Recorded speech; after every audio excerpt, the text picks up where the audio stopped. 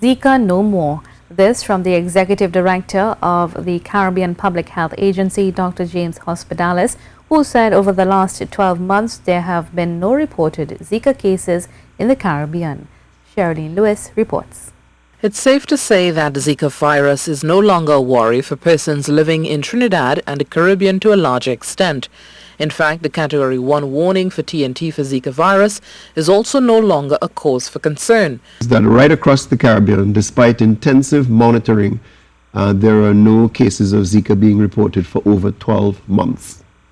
That's important for people to know so that they can be comforted by that. It's also important for the travel and tourism industry.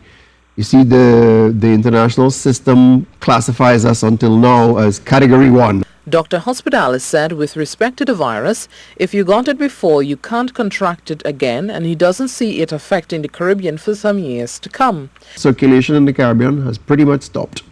Until maybe 6, 7, 8 years from now. But in case people who didn't get it, there is still the possibility that they may get it again? Yes, if you never got Zika virus and you're exposed in the future, you might get it. You might get it, not again, you might get it. Yes. As for the severity of the virus, he said Zika caused no deaths. However, deaths occurred from a virus which is Zika related.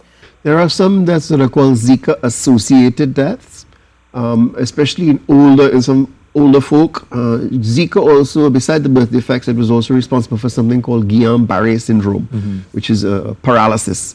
And right across the Caribbean, there was an increase in that, what is normally a rare condition, and some older people perhaps died as a result. Sherilyn Lewis, C News.